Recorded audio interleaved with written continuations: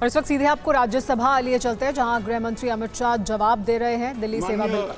सभापति महोदय, पट्टाभी सीतारामैया समिति ने दिल्ली को लगभग राज्य स्तर का दर्जा देने की सिफारिश की थी।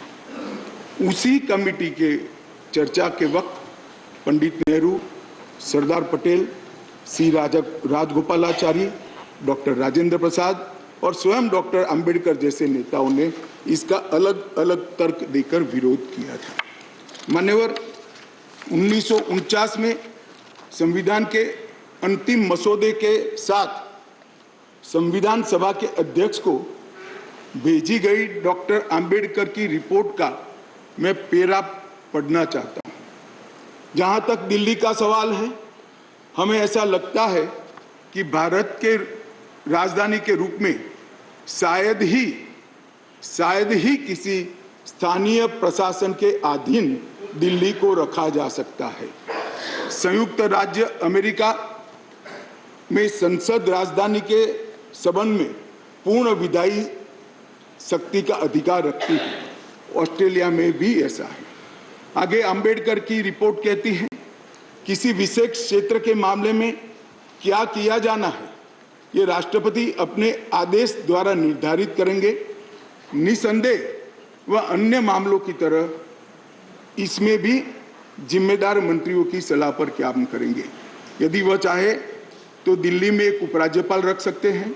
वह आदेश द्वारा एक स्थानीय विधायिका भी बन सकता है और इसके संगठन एवं शक्तियों का प्रावधान संसद कर सकती है।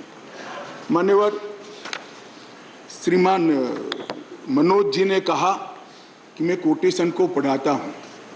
मनोज जी, अगर इसी प्रकार के कोटेशन का इंटरप्रिटेशन आप जेएनयू में पढ़ाते होगे तो विद्यार्थियों की बुरी गत होगी।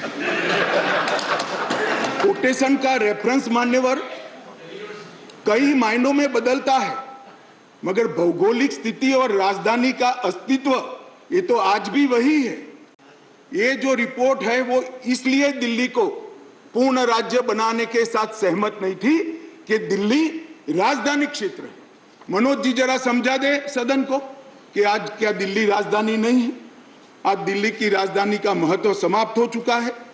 कोटेशन कुछ ऐसे होते हैं मनोज जी, जो पृथ्वी के अंत तक सत्य सनातन होते हैं, बदलते नहीं। कुछ कोटेशन ऐसे भी होते हैं। मान्यवर, स्वतंत्रता के बाद पार्ट सी स्टेट एक्ट 1951 से दिल्ली को विधानसभा दी गई, किंतु विधानसभा की शक्तियां सीमित एवं संसद के कानून के तहत रखी गई। ये भी सोच समझ कर किया गया। वर्ष 1956 में राज्य पुनर्गठन आयोग की सिफारिशों के आधार पर दिल्ली में विधानसभा को भंग कर दिया गया और दिल्ली को संघ शासित प्रदेश बना दिया गया। लगभग 3 दशक तक मान्यवर व्यवस्था चलती रही। 87 में सरकारिया कमेटी बनी, जो बाद में बालकृष्णन कमेटी में परिवर्तित हुई और उसमें 1991 में 69वां संवैधानिक संशोधन किया, जिसमें संविधान में धारा 239 ए डाली गई और दिल्ली को विशेष दर्जा दिया गया। मैं इस बात पर पूरे सदन का ध्यान आकृष्ट करना चाहता हूं कि दिल्ली के रेफरेंस में संविधान का जब भी जिक्र करते हैं दिल्ली के शासन को मिले हुए अधिकारों के लिए, तब संविधान में धारा 239 ए को पढ़ना होगा, क्योंकि ये विशेष धारा है जो यूटी राजधानी क्षेत्र को व्याख्यायित करती है और उसकी शासन संबंधी सभी व्यवस्थाओं को इसमें वर्णित किया गया है। अब इसमें आप यहाँ पर ऐसा भाषण करेंगे कि आज दिल्ली की बारी है, कल उड़ीसा की है, आज दिल्ली की बारी है, कल आंध्र प्रदेश की है, आज दिल्ली की बारी है, कल फलाने राज्य की है। कोई संसद सदस्य ऐसी बातें सुन के अपना मत नहीं बदलेगा। राघव जी, आप जरा भी चिंता मत करिए। ऐसा नहीं है कि सिर्फ आप पढ़ सकते हैं, सभी लोग पढ़ सकते हैं, सभी लोग समझते हैं और सभी लोग चीज़ों को जानते भी हैं। सभी लोग जानते हैं कि इस प्रकार के बदलाव किसी राज्य में नहीं हो सकते, यूटी में ही हो सकते। मगर प्रॉब्लम इसमें राज्य और यूटी का नहीं है। हम है यूटी में, चुनाव यूटी के लड़े हैं और राज्य की पावर एंजॉय करनी है, इसका प्रॉब्लम है।